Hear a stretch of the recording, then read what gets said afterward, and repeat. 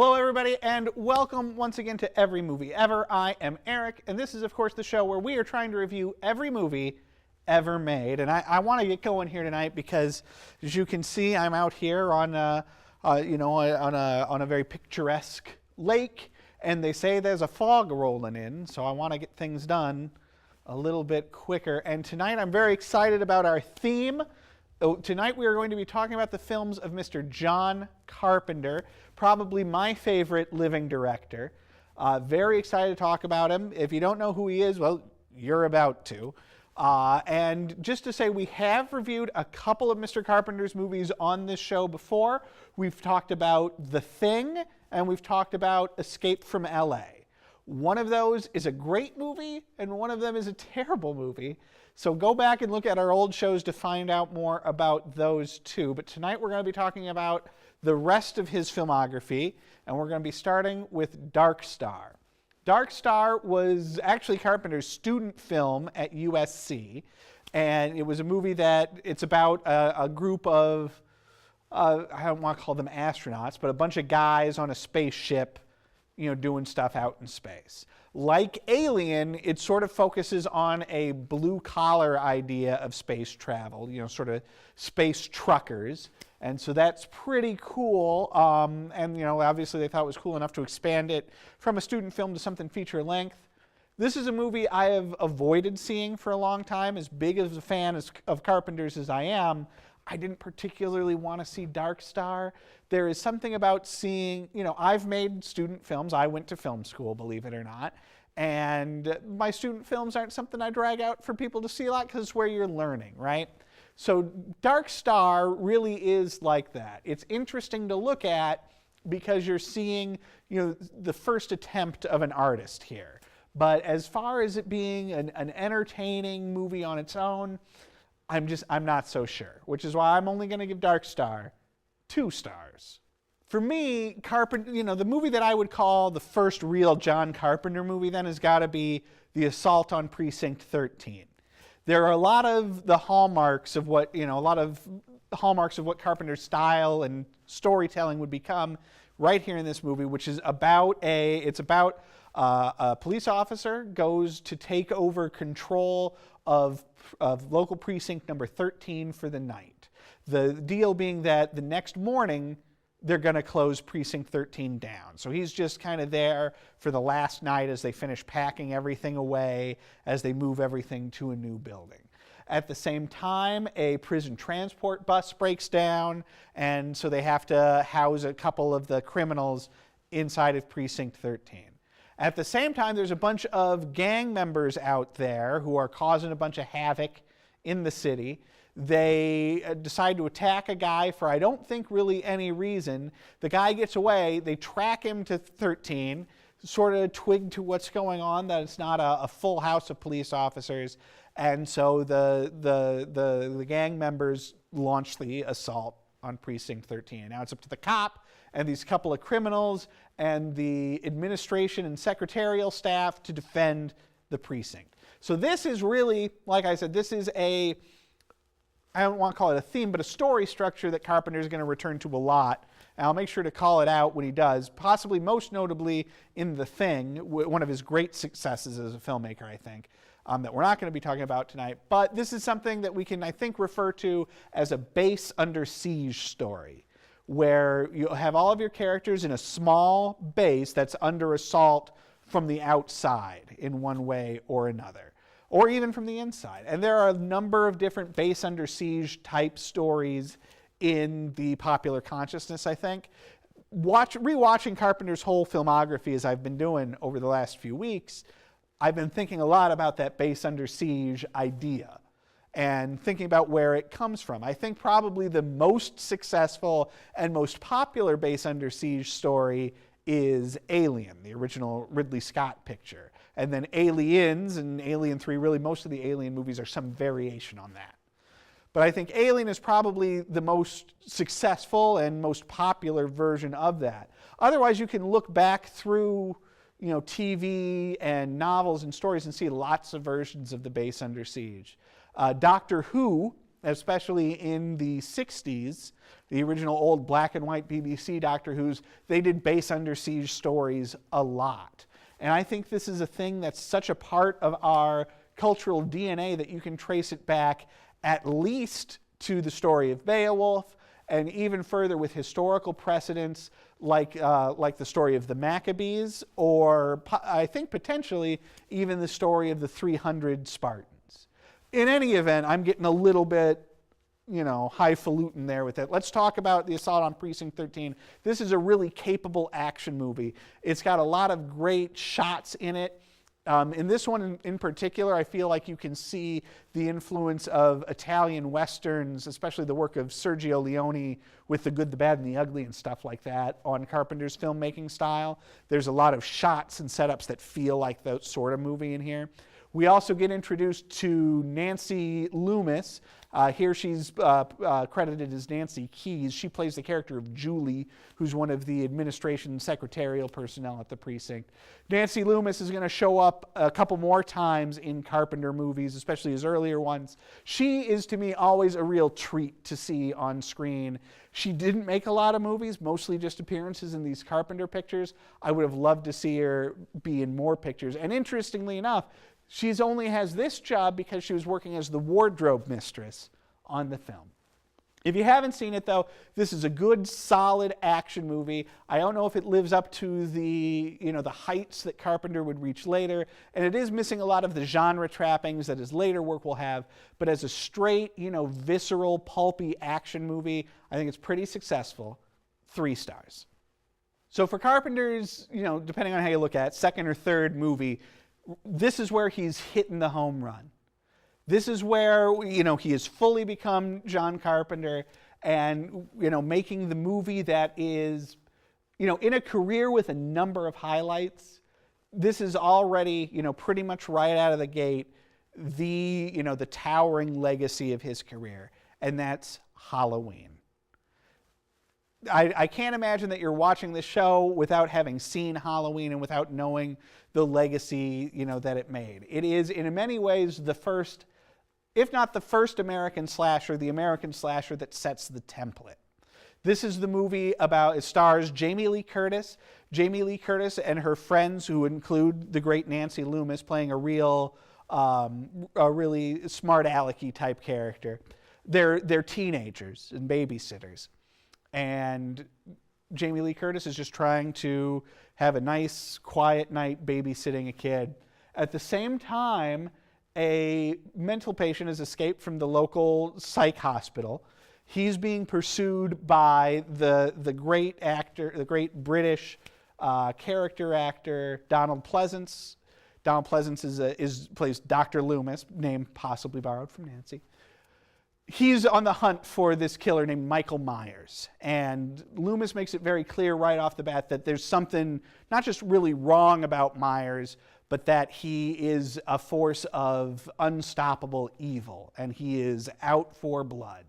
This is a tremendous movie. I think one of the great things about it is the portrayal of Michael Myers, where he's this unstoppable and unknowable killing machine. They don't say his name a lot in this movie, even though that, we know him by that name, especially in the sequels. And even in the script, he's not referred to as Michael or Michael Myers. He's called the Shape.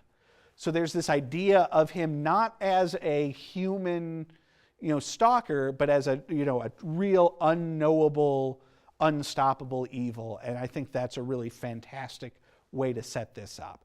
Carpenter, again, borrowing, I think, from Italian film. These sort of movies were already very popular in Italy, and where they were a subgenre unto themselves called giallo pictures. Taking that idea and moving it and adapting it into an American slasher, I think, was brilliant.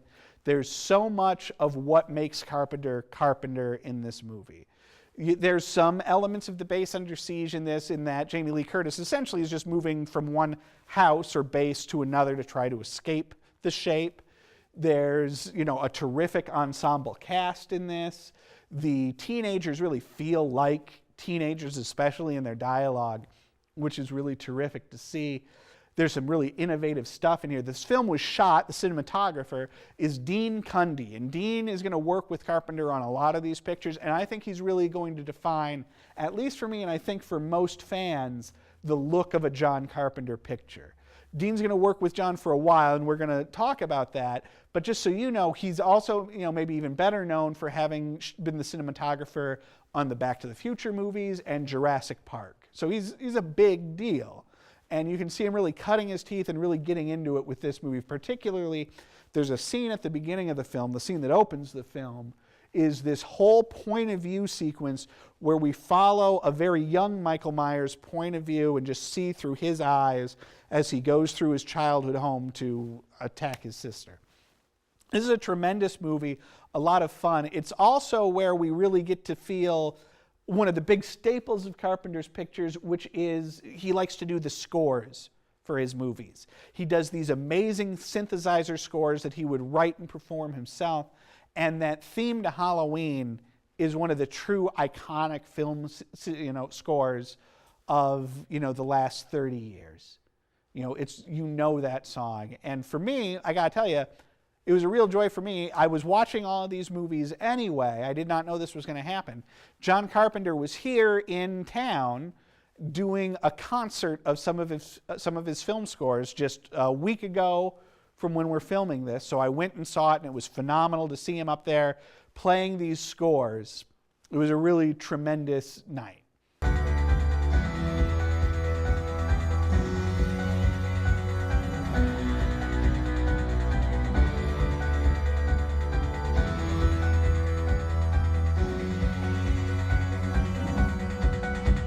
It was exciting to see them live and live action, and he didn't say a lot, but I think that there weren't like a lot of stories about the productions of these things, but I think that was for the best.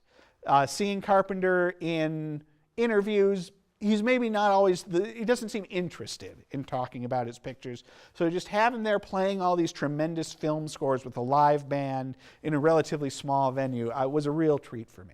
Anyway, back to Halloween. Last thing I want to say about it is that as big a fan of Carpenter's pictures as I am, a thing that I've noticed over the years is that they always tend to grow on me. A lot of the times, the first time I see a John Carpenter picture, I may be a little middling on it. But that second time is when I really start to appreciate him. Halloween is such an iconic movie. I had seen it first in college a few years back there, and I liked it, but I didn't love it. And I honestly hadn't revisited it until this recent tour back through his catalog. And it was this time that I really had to stand up and recognize what an effective and perfect movie this is, which is why I'm giving Halloween 5 stars. Now, Halloween was a huge, huge hit. It made, all of the money in the world. It was also super influential. Because of Halloween, that's why we have the 80s slasher revival, not revival, but the 80s slasher craze. If you look at, especially the first Friday the 13th, it's just such an obvious aping of Halloween. And you can see that, going through all of those slasher movies, including Nightmare on Elm Street, any of those. So it's no surprise that they wanted to make a Halloween 2 and would eventually make several sequels. Carpenter didn't really want to do a Halloween 2, but he, like everyone else, enjoys some money, so he went ahead and he wrote it, and he produced it with his longtime producing partner, Deborah Hill. He's not a huge fan of it. I think it's all right. He didn't direct it. They brought in a guy named Rick Rosenthal to direct Halloween 2, and he would also go on to direct Halloween Resurrection, one of the later Halloween sequels. Dean Cundy did come back to film this one, and I think that in and of itself, along with the Carpenter script, which is Carpenter, I think himself will say that he just sort of banged out over a weekend, but those elevate it somewhat. This doesn't feel like the cash grab it could because of those elements. This one it takes place immediately after the first Halloween. Jamie Lee Curtis has been taken to a hospital. Michael Myers, who we thought was maybe killed at the end of Halloween, well, he wasn't. He's back and stalking Jamie to the hospital. And it's pretty good. It's not great. It obviously doesn't reach the heights of Halloween, but it's pretty effective. It's a pretty fun time. There's some cool stuff going on. I think it's worth seeing. 3 stars. So like I said, we're going a little bit out of order here on Carpenter's filmography, so we can talk a little bit about these Halloween pictures. Let's talk about Halloween 3. After having done Halloween 2, Carpenter was a little bit more amenable to the idea of we're going to make a bunch of these, but he didn't want to keep returning to the shape. He wanted to do something new, and he had this idea that maybe they could do an anthology series, that after 2, these movies would stop being about Michael Myers and each Halloween would be about something different, which brings us to Halloween 3, Season of the Witch, which has nothing to do with Halloween 1 or 2, but is instead this kooky plot about a guy who's investigating some missing people and comes across this plot where there's a company making Halloween masks of like a pumpkin, a witch, and a third thing. I forget what the third thing is. And this company has a piece of Stonehenge, and they some druid magic, and on Halloween night, they're going to cast a spell where all of the kids wearing this mask, their heads will turn into that mask, and they'll die or something for some reason. This movie doesn't make a ton of sense, but it's kind of fun. Written and directed by Tommy Lee Wallace, who directed the TV It, which I'm not a huge fan of. Shot again by Dean Cundey, which elevates it a bit. It stars Tom Atkins. John Carpenter produced this one and did an uncredited, at least gloss on the script. It's hard to say how much of it was his. And I think if he had put more effort into it, maybe directed it himself, this would have been an interesting movie that would at least echo some of his later work. As it is, it's not as bad a movie as its reputation suggests. It gets in a lot of hot water just for not being a Michael Myers movie, but it's still not a great movie by any stretch of the imagination. It can be a fun watch if you're in the right mood, but I'm only going to give this one 2 stars. I do want to talk to you for just a brief second about Halloween, the Inside Story.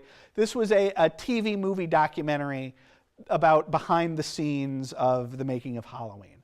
I watched this on YouTube after having watched Halloween, and I got to tell you, it's a good companion piece. If you've just watched Halloween and you want to hear a lot of the behind-the-scenes stuff, which is pretty interesting, this is a good one to watch. It does feel very TV-ish, but that is what it is. It was actually directed by Phil Nobile Jr., who's a guy I'm familiar with from his writing on Birth Movies Death, which is an absolutely indispensable movie news and opinion website that if you're not looking at on a regular basis, I think you should.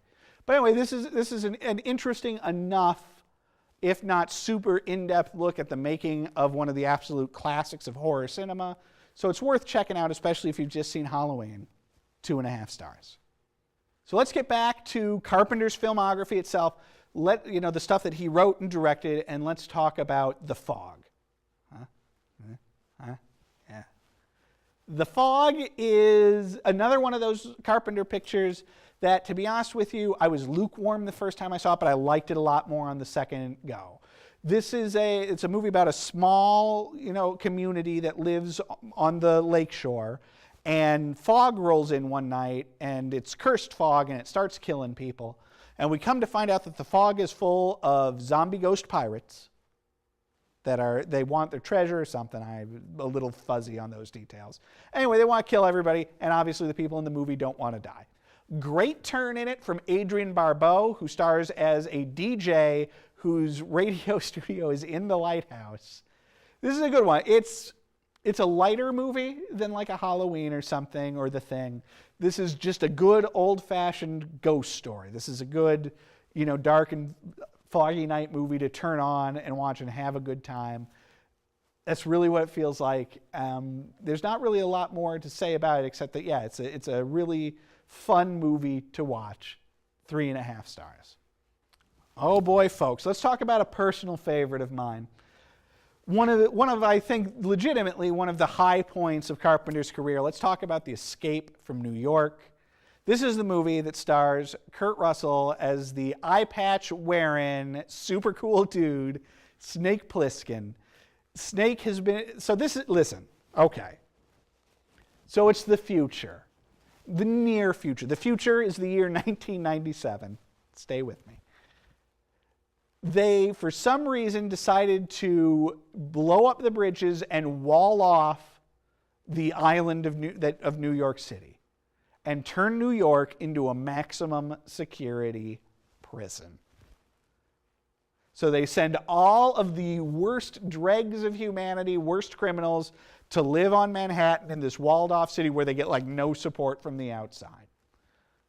The president, for some reason, is flying Air Force One over New York.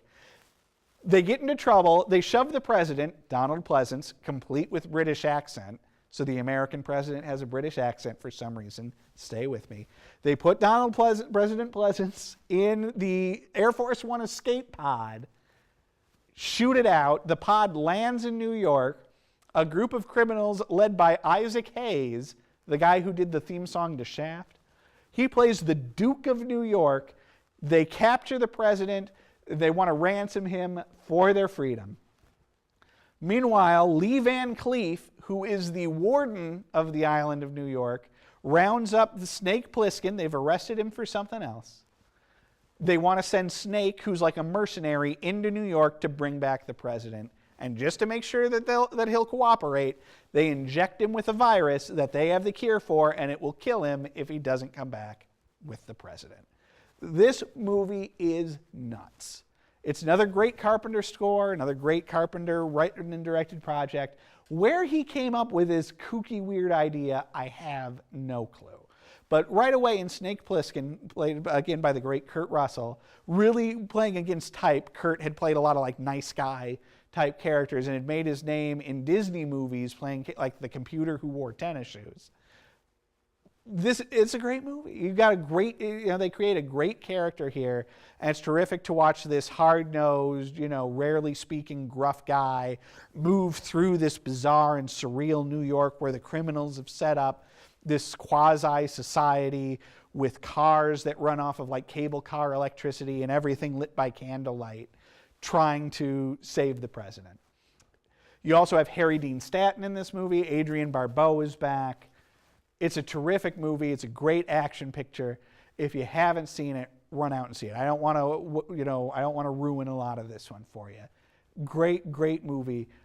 One other thing I will say about it is when I was in middle school, some FBI agents came to talk to our class, and one of the kids asks, "Hey, is it true that there's an escape pod in Air Force One?" Like in Escape from New York and also the movie Air Force One. The FBI agent gets super serious, says he won't talk about it, and I think we all know what that means. There's an escape pod in Air Force One. Escape from New York, great movie, 4.5 stars. All right, so that for tonight is we're going to have to push the pause button on our look at John Carpenter's career. I've been getting a little long-winded. We'll be back next time with a look at some more John Carpenter movies on Every Movie Ever.